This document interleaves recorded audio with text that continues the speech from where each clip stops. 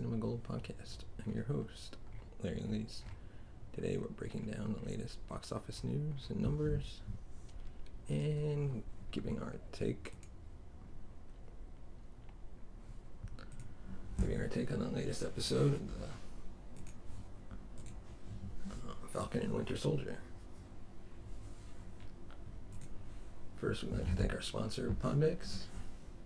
Right there. Visit poddex.com. Use promo code CinemaGold for 10% off your order. If you'd like to support the show, you can join our Patreon at patreon.com/CinemaGold.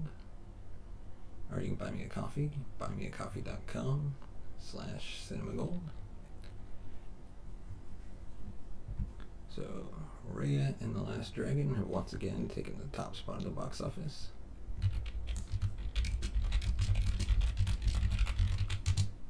And they once again they claimed the top spot after theaters across the country are continuing to open up, especially in Los Angeles. It's number one at the box office for the third consecutive weekend in a row. Movie theaters in LA opened back up last weekend, which had a major impact on the weekend's numbers. Raya and the Last Dragon star Kelly Marie Tran appeared on stage at the El Capitan on Friday to welcome audiences back into theaters and received a huge reaction from the shocked audience. As of today, the animated family movie has earned over $71.2 million. Reopened movie theaters across North America have now crossed the 3,000 mark as Cinemark and AMC welcome moviegoers. This weekend marked the first time that LA has been the number one box office earner in the country since before the pandemic took place. On Friday and Saturday alone, LA earned over $1 million in ticket sales, which is well ahead of New York when it reopened its movie theaters. Regal is still closed, but it is believed they will be opening up soon, which will see another box office boost across North America. Tom and Jerry was able to keep its number 2 spot this weekend after earning $3.8 million. Like Disney's latest film, Tom and Jerry can also be streamed from home. In its 4 weeks in theaters, the animated family movie has brought in just over $77 million globally. Historical drama The Courier debuted at number 3 with $2 million. It stars Benedict Cumberbatch as Greville Wynn, a British businessman who was recruited by the Secret Intelligence Service to deliver messages to secret agent Oleg Penkovsky in the 1960s. Chaos Walking fell to number 4 at the box office this weekend after bringing in $1.9 million. The dystopian action movie stars Daisy Ridley and Tom Holland. The Croods: A New Age was able to keep its number 5 spot this weekend after earning $620K. The animated family movie has been in theaters for 17 weeks now and has earned $160 million globally. Boogie fell to number 6 after bringing in $600K, and The Marksman landed at 7th spot this weekend, earning $480K, and has now earned over $18 million globally. Wonder Woman 1984 came in at number 8 with $460K. And it has earned $165 million globally since debuting at the end of last year. The Little Things took the 9th spot, while The Father took the 10th with $340K and $321K respectively. These numbers were provided by the box office data from The Numbers.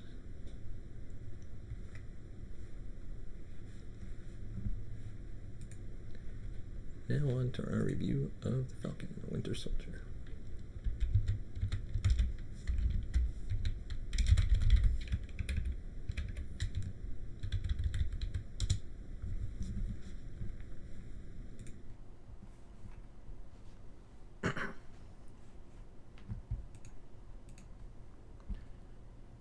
The newest adventure from Marvel Studios has finally made its Disney Plus debut, but stumbled its way towards the end of the first episode.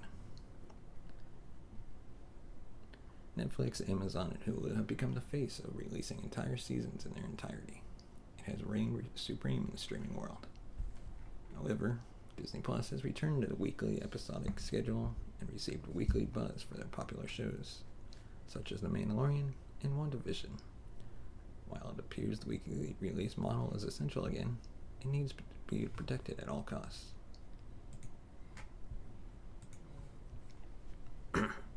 However, the Falcon and Winter Soldier should not be a weekly show.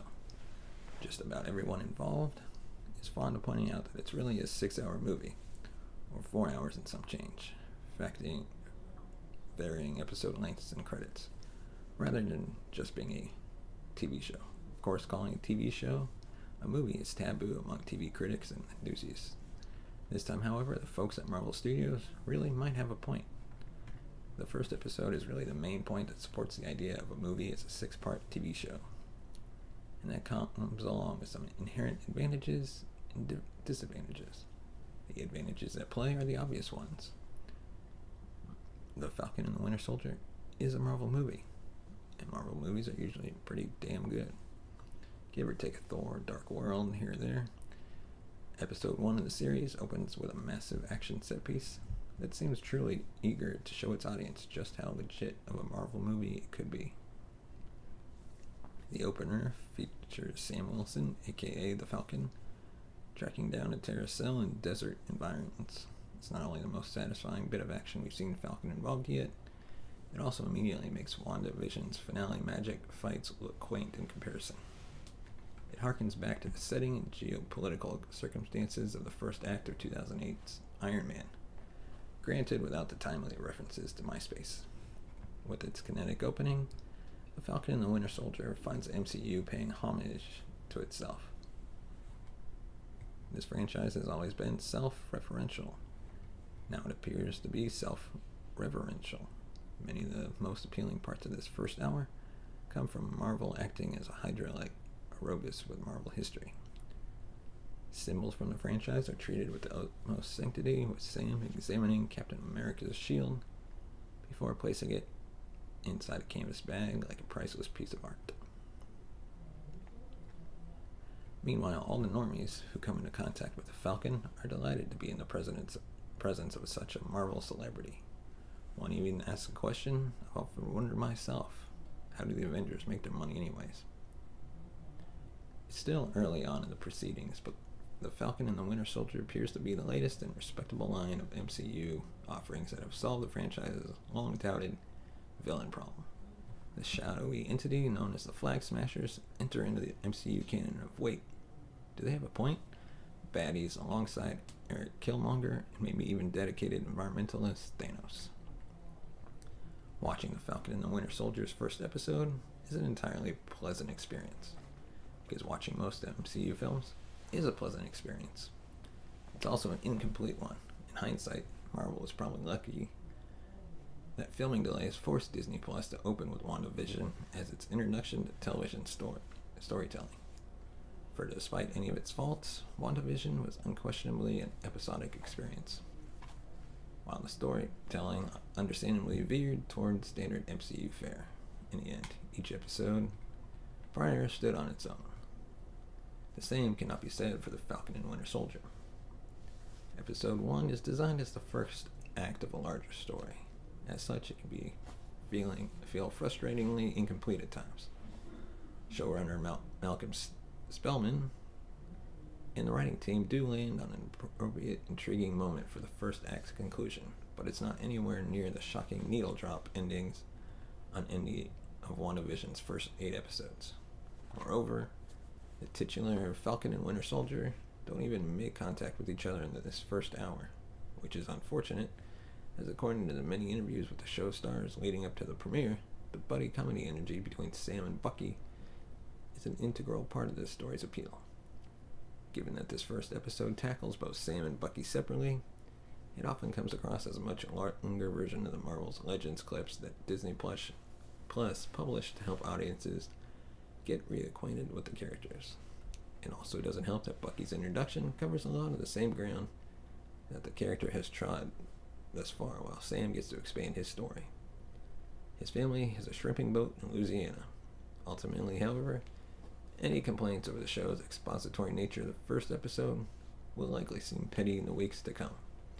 Marvel has a track record to be trusted with these characters, and the questions the show appears to be raising